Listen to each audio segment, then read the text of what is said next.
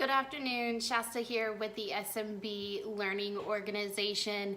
I just wanted to extend a congratulations to everyone that made it through to the presentation round for the Associate Trainer Program for 2018.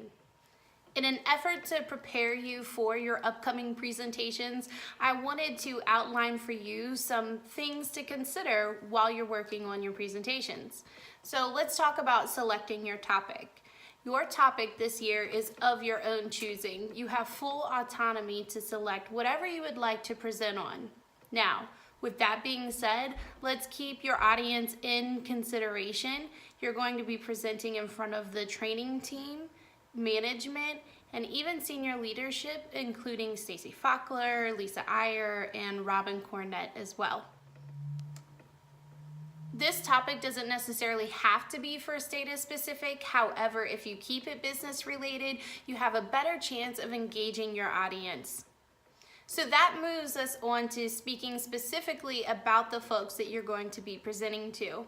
Remember, when creating your presentation, to gear it towards those that will be in attendance. So what you may present to your peers on the floor that take phone calls would be a different flavor than what you present in front of senior leadership. It's important to make it relevant to their experiences because it will engage your learners. Let's move on and discuss designing your material. Now that we know your topic and who you will be presenting to, keep the following in mind. Be sure to answer who, what, when, why, where, and how when designing your material. The who could be, who is this going to affect? Or the what could be, what are we setting out to learn today? Or what is taking place?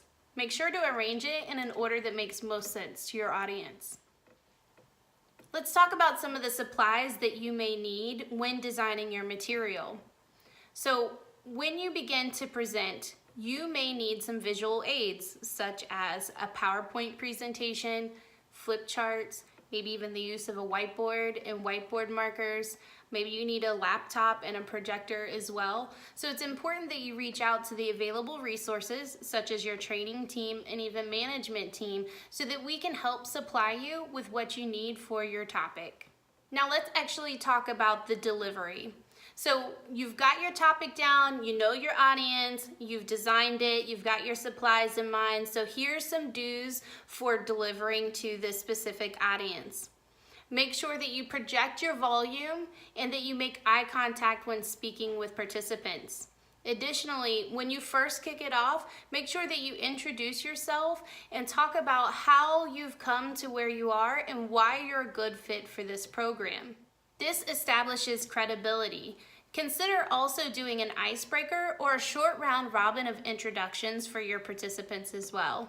Make sure that you clearly state the objectives for today's lesson, and also don't be afraid to call on participants to engage them in learning activities. Don't forget to relax and have fun while you're facilitating. Now let's talk about assessing what your participants have learned. It's important to make sure that training is effective, and we most often measure this through some sort of knowledge check. Now, because this is slightly informal, we don't anticipate you to make a robust knowledge check at the end of your course. However, here are some tips that you can use. You can use trivia throughout the course. You can also do maybe a 3 to 5 question at the end of the learning check. And don't be afraid to use activities or role play to also ensure that the participants have picked up what you are trying to illustrate. And finally, I want to talk to you about the resources that you have available to yourself. Please do not hesitate to leverage any of the trainers on the training organization. Also, we've had management step up and say that you're allowed to also pull them aside. They'll allow you to do a dry run of your material before you come in to the panel to present.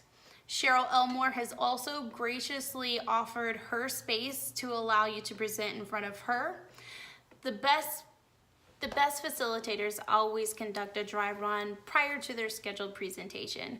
This allows you to work out any nerves, practice your pacing and your timing of your presentation, as well as making sure that all activities operate smoothly and as planned. Again, we're very excited for this 2018 Associate Trainer Workshop, and we look forward to seeing all of your presentations.